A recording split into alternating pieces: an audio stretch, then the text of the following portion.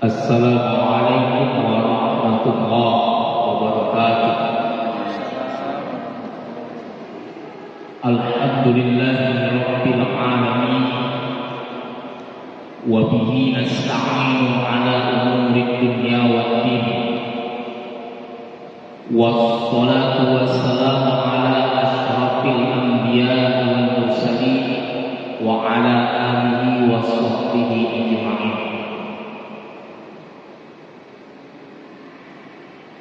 Jamaah sholat maghrib beserta dengan jamaah nantinya sholat isya Masjid Agung Al-Muhtadin yang dimuliakan oleh Allah Subhanahu wa taala. Sekretaris Masjid Agung Al-Muhtadin sempat hadir, wabil khusus Al-Mukarram Abah Yai Imam Sarbini Majelis Ulama sudah hadir di Masjid Agung Al-Muhtadin. Bersyukur kita kepada Allah Subhanahu wa taala atas karunia nikmat dari Allah Subhanahu wa taala yang diberikan oleh Allah Subhanahu wa taala kepada kita, sehingga sampai dengan detik ini kita diberikan oleh Allah Subhanahu wa taala sehat walafiat. Salawat dan salam Allah tetap tercurah kepada suri tauladan kita, uswatun hasanah kita, panutan kita, Kanjeng Nabi Muhammad sallallahu alaihi wasallam. Seraya kita membaca salawat kepada beliau, Allahumma sholli ala sayyidina Muhammad wa ala ali sayyidina. Moga-moga nanti di yaumul qiyamah kita semua mendapatkan syafaat dari Rasulullah sallallahu alaihi wasallam. Jamaah salat maghrib beserta dengan jamaah salat isya Masjid Agung Al-Muhtadin dimuliakan oleh Allah Subhanahu wa taala. Kita ucapkan terima kasih sudah hadir, sudah istiqomah untuk ikut kajian kita, kajian fikih dan tafsir. Dan insyaallah pada malam hari ini kita akan mendengarkan, menyimak penyampaian kajian fikih. Kita belajar fikih dari Abah Yai Sarbini diambil dari kitab kuning. Untuk malam hari ini materinya itu masalah rukun sholat. Jadi kalau kita nak sholat ada rukunnya berdasarkan kitab fikih yang kita pelajari. Pada Abah Yai Sarbini nanti sampai dengan waktunya pukul 7, nanti pukul 19 nanti kita buka tanya jawab. Kalau mau bertanya nanti monggo silakan. Kalau ada yang ragu-ragu, saya yakin kalau yang belum mondok nggak asing lagi yang kitabnya, insyaallah. Daripada kita mengulang-ulang lah. Pada Abah yang ini kalau kita dapat nggak silakan.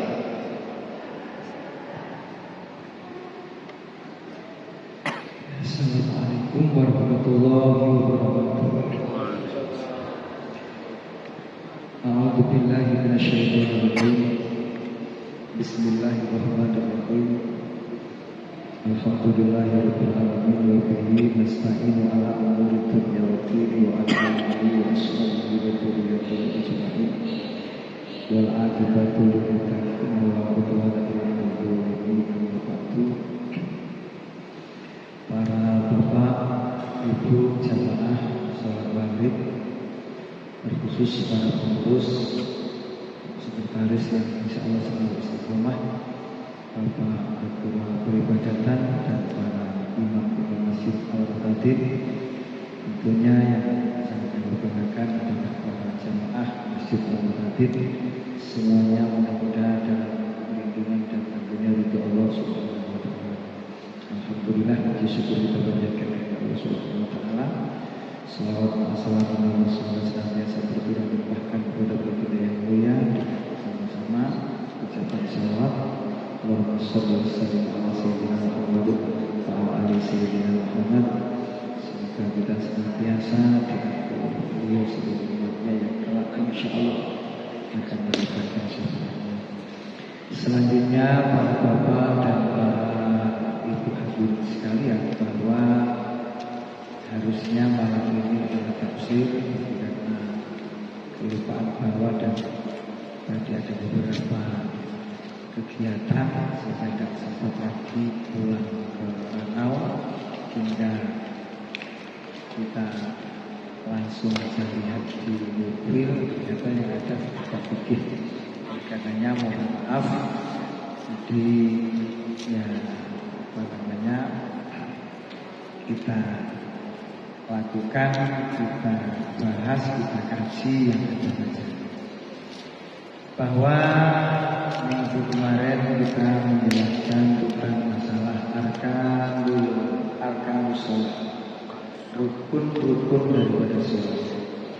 Rukun itu adalah sesuatu kaifiyah pekerjaan sholat yang pekerjaan-pekerjaan yang dilaksanakan di dalam sholat itu diantaranya adalah rukun. Kemarin sudah kita bahas beberapa rukunnya sholat hingga sampai kepada rukun yang ke-14, yaitu membaca tasawuf di dalam duduk akhir, duduk yang setelah duduk itu tidak ada berdiri lagi, yaitu salam, julusul. Nah, paling sedikitnya membaca tasawuf itu adalah at-tahiyatu lillah, salamun alaika ayyuhan nabiyyu wa rahmatullahi wa barakatuh. Salamun alaina wa ala ibadillahi sholihin. Asyhadu an la ilaha illallah wa asyhadu anna Muhammadar Rasulullah. Ini paling sedikitnya membaca tahiyat.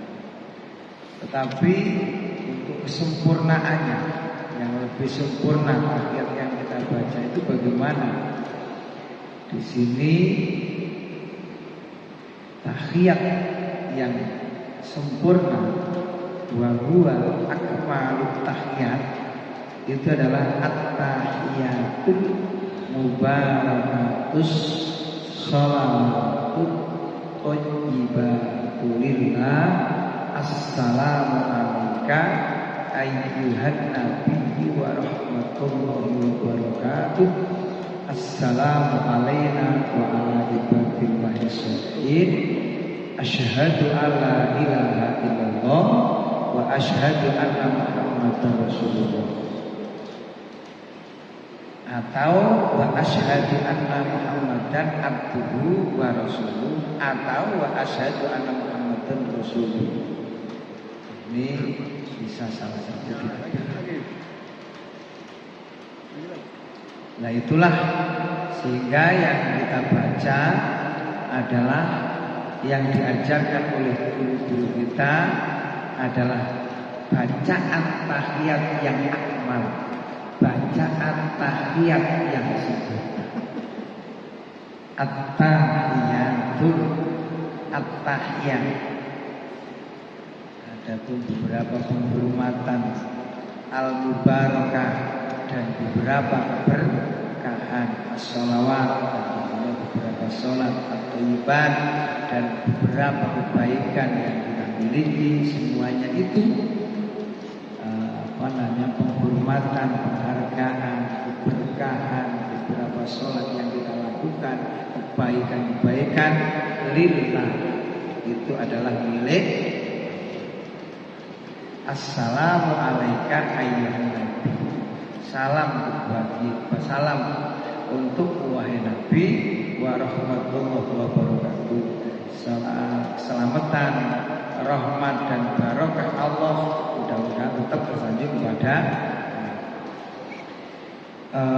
assalamu alaina wa ala ibadillahi sholihin, dan keselamatan juga mudah-mudahan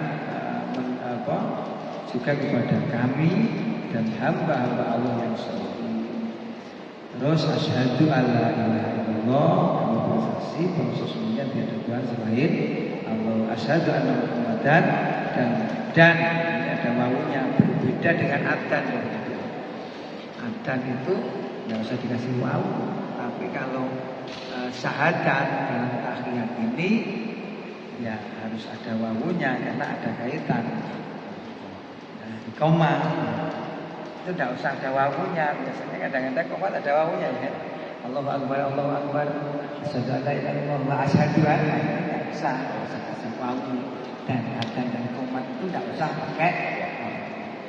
Biasanya qomat ya ini ya, biasanya yang biasa itu qomat. Jadi lain antara kalimat adzan dan kalimat tahiyat. Tidak usah lagi pakai. Dan kalau kita teliti di adzan itu kan nggak ada wawu.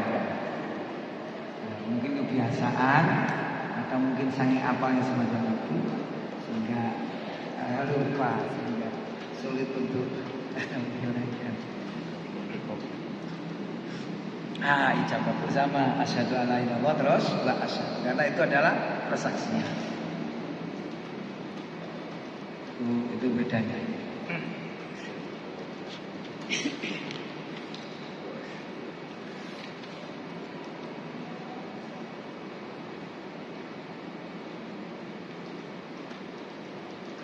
Wala buddha minal wawi fi jami'nya. Terus kalau dalam tasahud wajib pakai faqalu bi ziyadatul wawi ma asyhadu minal akmal, termasuk menambahi wawi betul bi wa asyhadu. Wawi itu adalah bagian akmal, penyempurna daripada bacaan itu. Fayawi akaduma di al-iktifa bi asyhadu wa boleh juga sebenarnya, tapi lebih sempurna. Walaysa kadzalik guna bikhilaf fil adan wa iqamah wa kana alai ayaqula dzikru asyhadu ma'al wawi minal akmal wa ata bil wawi kafir.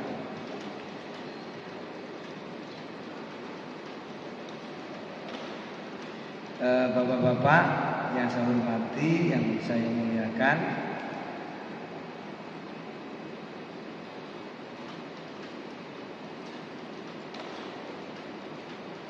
Nabi khilafi fil adan, berbeda dengan adan dan selanjutnya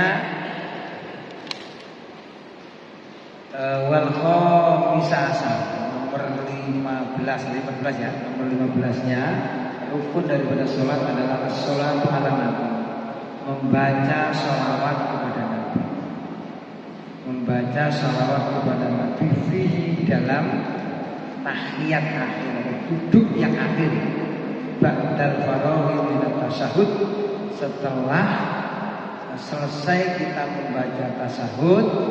Rukun membaca sholawat ini rukun, membaca sholawat di tahiyat yang akhir, di duduk yang akhir setelah kita membaca tasyahud ini adalah rukun. Maka rukun ini harus kita baca. Ya, nanti dulu ya, rukun ini ya. Al-julus al-akhir ba'dal faragh min at-tasyahhud.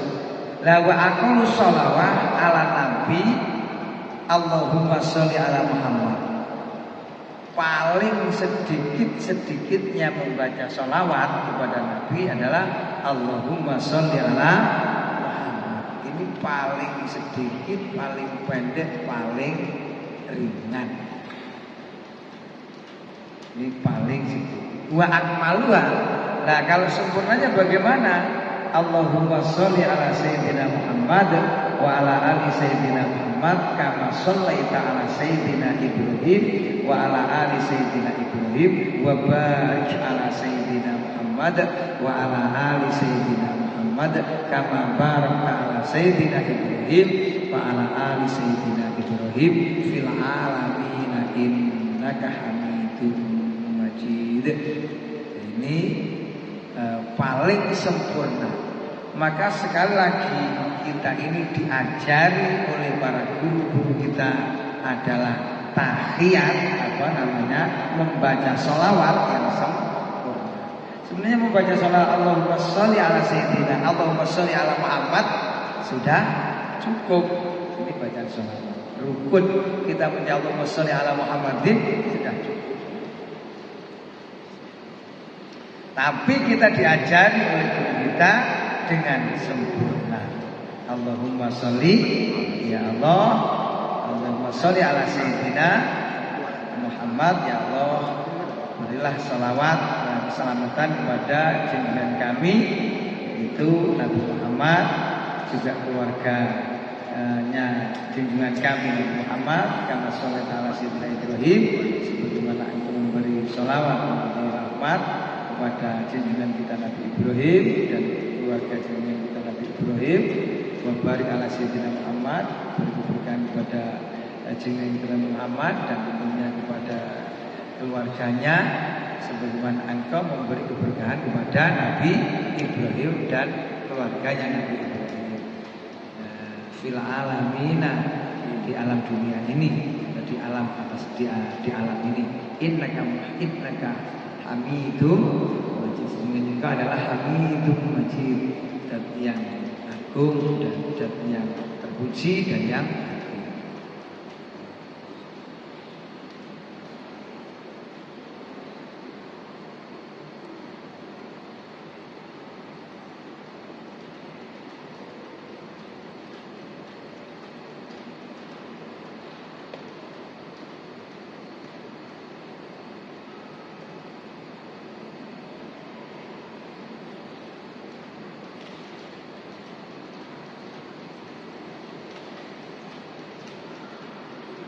Nah, sebelum kita lanjutkan, mungkin ya, kalau ada pertanyaan barangkali nggak apa-apa, nggak sehari jam 7 Ya, teringat barangkali. Kalau ada jamaah yang mau bertanya, jadi materi kita pada hari ini arkan sholat, rukun sholat. Ya, Bu. Waalaikumsalam warahmatullah. Ini begini Pak ya, kita sudah menginjak sholat rukun yang ke-15, 14 dan 15. Ya, 14 dan 15. Jadi tadi diajarkan yakni membaca tasawuf yang akhir ada 2 kalimat syahadat. Terus kalau saya enggak materi kemarin katanya 2 kalimat syahadat kan kita disunahkan atau bagaimana hukumnya kita mengajukan tunjuk kita. Jadi kan tadi belum disebutkan masalah ini kan. Jadi mohon untuk diperjelas bagaimana hukumnya tentang kita syahadat mengajukan tunjuk kita. Ketika membaca 2 kalimat syahadat langsung mengangkat dari manusia. Apakah sujud itu atau ketika waktu membaca? Ini hukum. Ya. Sebenarnya nanti ada dalam sunat abad dan sunat hayat insyaallah di situ. Maka ya dikit kajian ini harus terus menerus sudah juga. Ya, tapi kalau memang tanya ya kita jelaskan. Jadi kita ini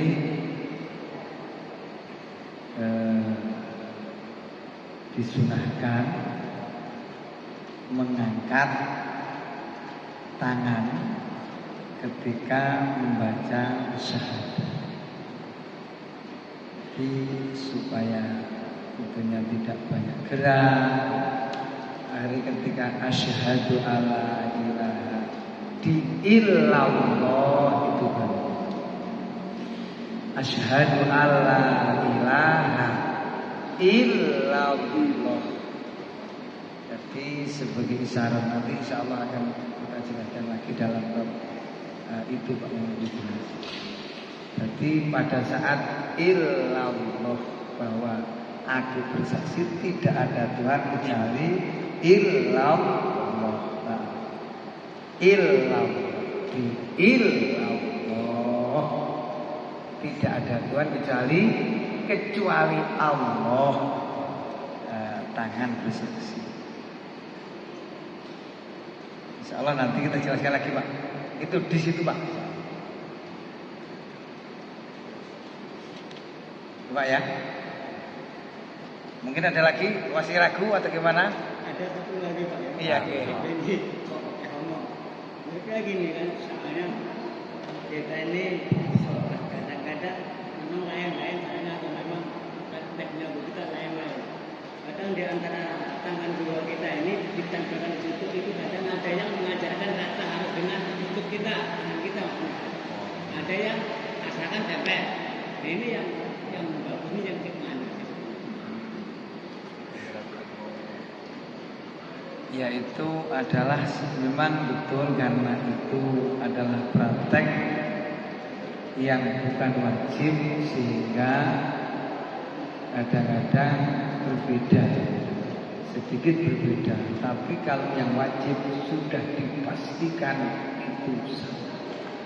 Yang sunnah-sunnah ini Pak ya kadang-kadang berbeda antara satu dengan yang lain. Tapi tentunya kalau kita ini yang bahasanya taruh di atas lutut, jangan di sini. Kalau di sini kan memang tidak pantas Pak. Bahasa artinya sudah tidak pantas ya. Kalau di sini nggak pantas sama sekali. Ketika kita rukuk, kita sujud, letakkan kedua telapak tangan kita itu di atas paha. Bahasanya di atas paha itu ya bisa begini. Lah, yang jelas intinya untuk enak kita buat sujud duduk ya, tentunya yang biasa kita ajari kalau di tahiyat akhir sudah memang kita siapkan. Ketika sudah asyhadu an la ilaha illallah asyhadu anna Muhammadan asyhadu an la ilaha illallah baru asyhadu anna Muhammad asyhadu an la ilaha illallah. Ini memang kita sudah siapkan begini. Ketika di tahiyat akhir ini sudah begini. Nah, artinya nanti sebenarnya ada penjelasan karena di sini belum ada penjelasan lebih detail lagi di dalam penjelasan yang insya Allah kita akan ngaji. Ya, oke. Ya, monggo Pak yang lain Pak Ardi, Pak Dedi. Jadi nanya Muhammad harus telur. Ya, itu. Monggo Pak. Silakan Pak. BBM ngapain naik? Jangan nanya BBM. Assalamualaikum warahmatullahi wabarakatuh. Waalaikumsalam. Saya tanyakan agak berbeda sedikit. Harga BBM. Jadi saya ingin menanyakan masalah sholat berjamaah. Nah, konteks. Katanya yang sudah sholat berjamaah di rumah, tidak apa-apa tidak sholat di masjid. Jadi sejauh mana keharusannya sholat berjamaah di masjid atau melakukan masjid? Sementara orang misalnya cenderung sholat berjamaah di rumah. Jadi untuk menyikapi hal tersebut, untuk memotivasi misalnya, kenapa orang itu cenderung ingin sholat di rumah? Ini saja. Terima kasih. Wassalamualaikum warahmatullahi wabarakatuh. Ya, terima kasih kepada Pak Dedi menyampaikan masalah orang sholat berjamaah ada di rumah, kemudian ada lagi di masjid. Kira-kira kalau bahasa itu untuk di mana? Ya, keutamaan salat ini sebenarnya ada di bab jamaah. Jadi kalau kita melihat hadis Rasulullah SAW, sholat berjamaah afdhalul sholatil fard, bahwa sholat jamaah itu lebih baik daripada sholat sendirian, yang nilai derajatnya khamsan wa isrina, 25 bahkan 27 rakaat, 22 derajat. Kemudian di sana Pak Maman di awal itu di dalam bab jamaah ada sebuah penjelasan. Ketika itu pernah ada hadis itu yang menyatakan bakar pada saat pulang, mungkin kondisi untuk menghimpun kekuatan, ya, sehingga ada memang hadis itu yang tidak mau sholat jamaah bakar rumahnya itu ada. Tapi hadis itu hadis yang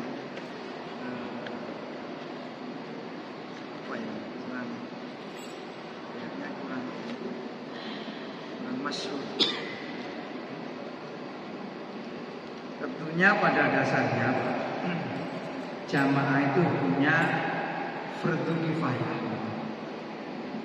Secara hukum jamaah itu fardhu kifayah. Artinya fardhu kifayah ketika salah satu di antara masyarakat desa itu sudah ada yang mengadakan jamaah, itu ya otomatis gugur semua, otomatis gugur dosanya jamaah yang tidak ke masyarakat yang tidak berjamaah. Tetapi ketika di satu daerah, satu desa itu tidak ada yang jamaah sama sekali, nah seperti fardhu kifayahnya sholat mayit. Ketika ada mayit kok tidak ada yang nyolati, maka ini seluruhnya terkena dosa desa itu, di Korea itu. Tapi kalau ada yang melakukan salah satu di antara mereka, ada yang melakukan, maka gugur semua kewajiban dosa. Sehingga begitu juga jamaah sholat 5 waktu ini, kalau ada yang melakukan di desa itu, maka akan menggugurkan orang-orang dosanya, orang-orang masyarakat yang tidak mau jamaah. Harusnya orang-orang yang tidak mau jamaah itu ya ubahlah kepada orang-orang yang jamaah. Angkoti, terima kasih Pak, ini sudah menggugurkan dosa saya, itu harusnya.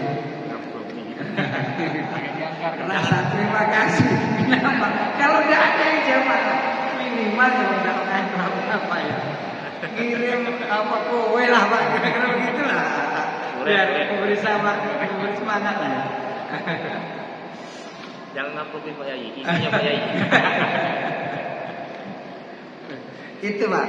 Nah, kemudian kriteria jamaah itu Pak. Kriteria jamaah memang kalau sholat itu sudah ada namanya imam dan makmum, itu memang sudah punya kriteria jamaah. Nah, maksud kita itu di masjid ini kan, ya bukan di masjid ini tapi di masjid-masjid dan di musola. Bagaimana? Bagaimana la sholat liman dalam lijari, la sholat liman, tidak ada kesempurnaan ya, tapi itu sempurna ya. Tidak akan sempurna sholatnya orang yang rumahnya dekat masjid ketika tidak di masjid. Bukan batal, tapi tidak sempurna. La sholat liman jahra fil masjid. Tidak sempurna sholatnya orang yang rumahnya itu dekat tetanggaan dengan masjid kecuali di masjid. Masjid dalam masjid. Nah, dari sinilah Bapak, kalau ketika kita melihat keutamaannya jamaah, kedua ketika melihat hadis tadi, ketika tidak sempurna sholatnya orang yang rumahnya dekat masjid tidak di masjid, ini sebenarnya sudah menjadikan motivasi kita yang di masjid.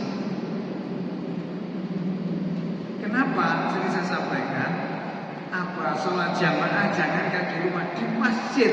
Kan sudah simbol masjid ini adalah rumah-rumah Allah yang ada di bumi.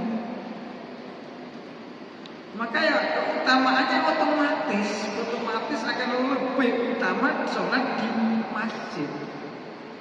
Terutama bagi laki-laki yang perempuannya kurang, tapi boleh-boleh saja. Tapi sekali lagi lebih utama di masjid. Dan kemudian Bapak Ibu, nilai pahala jamaah ini pun juga berbeda. Jamaah, keutamaan jamaah, kalau sholat sendirian sholatnya hitungannya 1, tapi kalau jamaah hitungannya 25. Lah kemudian lebihnya keutamaan jamaah juga berbeda antara jamaah satu dengan jamaah yang lain. Misalnya di masjid ini jamaahnya sampai penuh belakang dengan masjid. Nah, mungkin di mana lah itu hanya 1 baris 2 baris.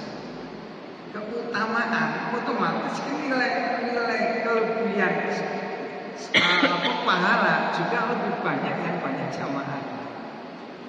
Masih dikali lagi Pak ya.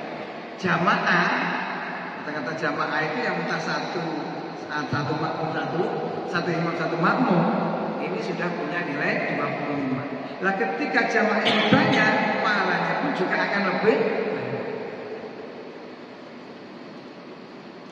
Jadi kalau kita hitung, sebenarnya kan sayang sekali kalau kita sendirian 1.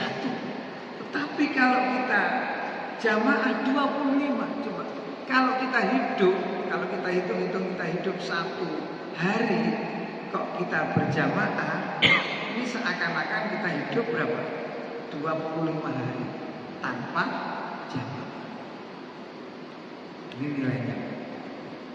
Kenapa 25? Berarti kalau kita sholat sendirian, ini harus melewati waktu 25 kali sholat. 1 kali jamaah kalau sendirian seakan-akan 25 kali. Nah ini nilainya. Apalagi kalau 5 waktu. Kalau 5 waktu 25 kali 5 berapa? 250. 105 kali 5 ya 125. Nah kalau kita sholat sendirian hanya dapat 5. Kalau kita sholat jamaah 5 waktu 125. Coba berapa persen, berapa peningkatan pahala ini berapa? Tapi saya meyakini mungkin orang yang tidak mau jamaah sudah banyak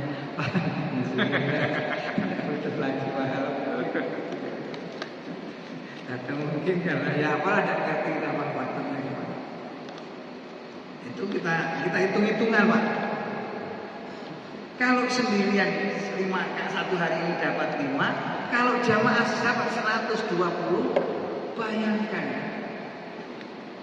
Jadi kalau bagi orang-orang yang pemburu pahala, pemburu ridho Allah, harusnya jamaah.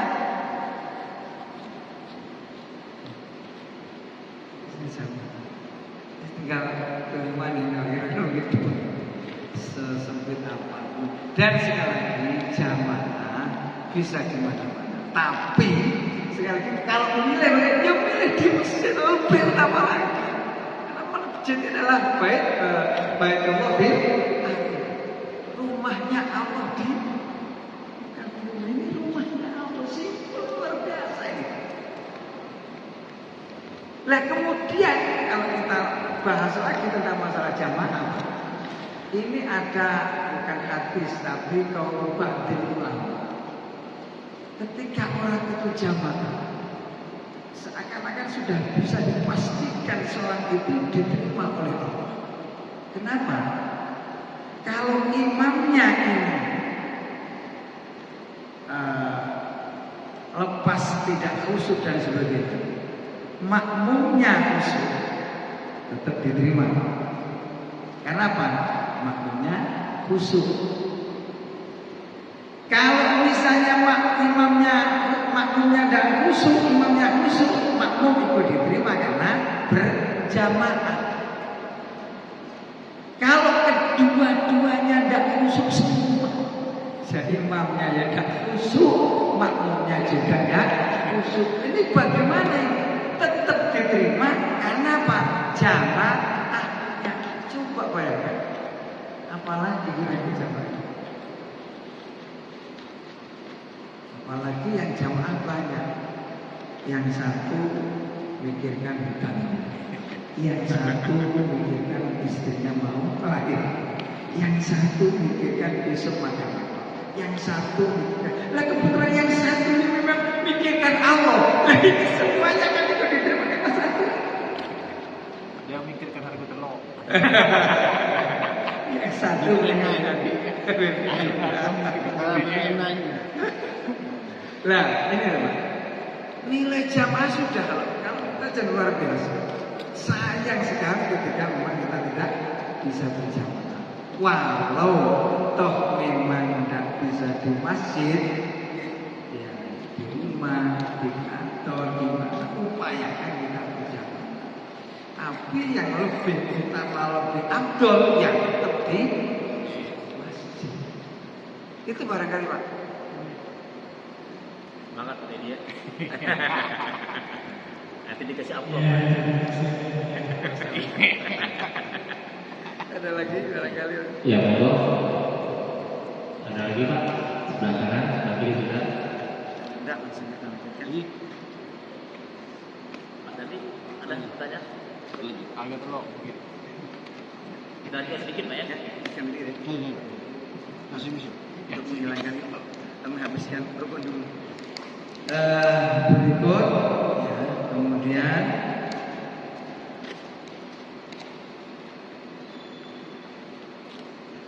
wasa bisa nomor 16-nya adalah atas 50 bulan membaca salam yang pertama.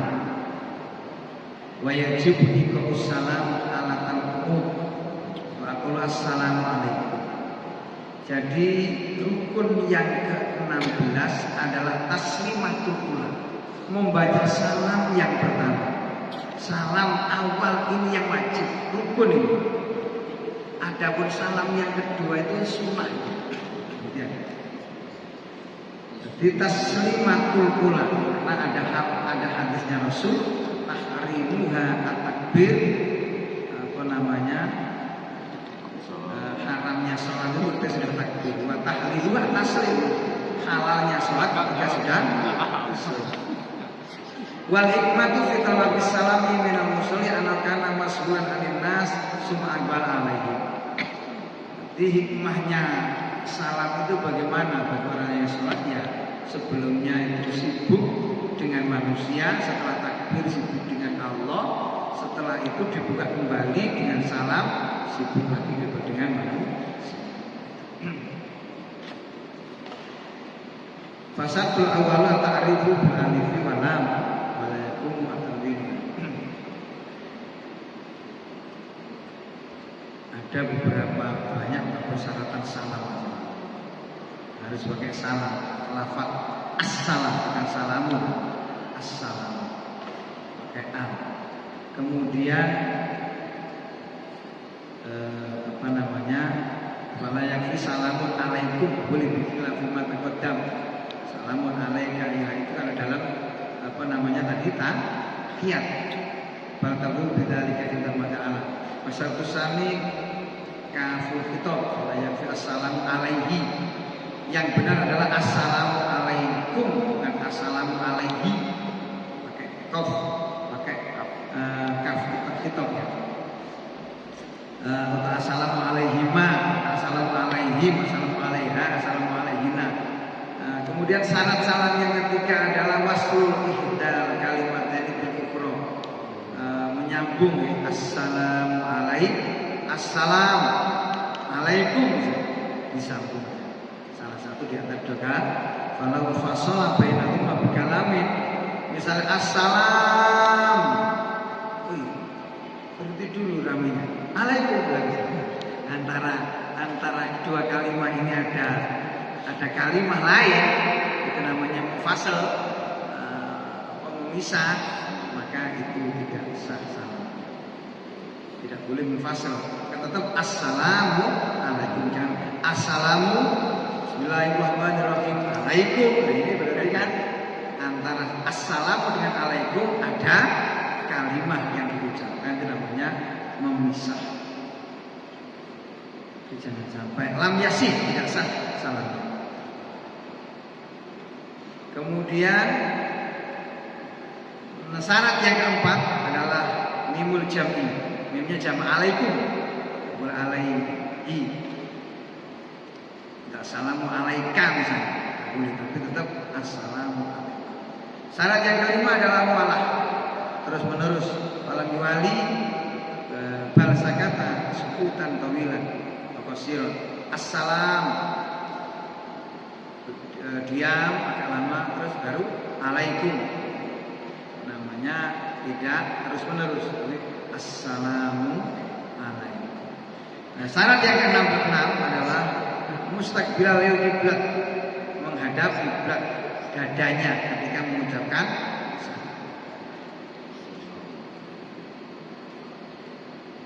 bal yusanu ayyal tabita bihi fil ula yaminan atayro khadduhu al-aymanu wa fisani yasarot atayro khadduhu al-aysar.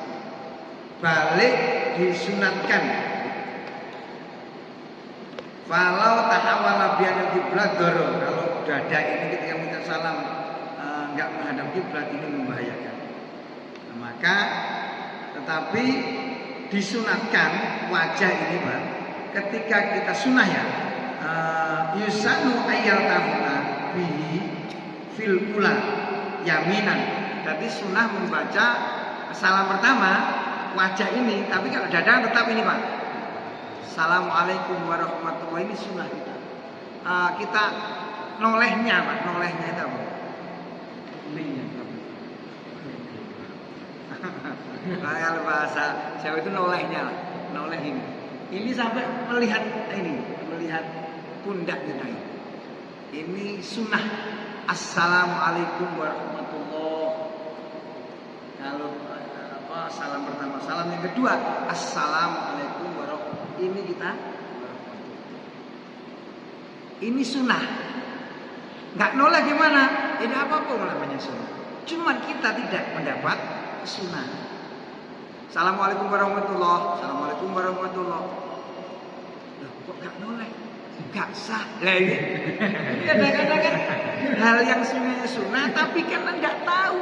Akhirnya tidak usah. Aku besok tidak mau jamaah dengan Pak Baik. Kenapa? Lah salamnya tidak mau noleh salah sini. Bisa. Padahal ini adalah sunnah. Itulah Pak, kalau ilmu kita itu punya melakukan. Jadi berarti memang tidak mau seluas sedalam lautan. Berarti ini tidak mau Allah melakukan sunnah. Nah itu barangkali Pak kita sampaikan semua saya mungkin lebih. Maaf, mari walaupun terus sedikit kayaknya agak manfaat, tapi sebenarnya kita harus sadar karena ibadah tanpa kesempurnaan ilmu, ya tentunya kualitas ibadah itu barangkali mohon maaf. Assalamualaikum warahmatullahi wabarakatuh.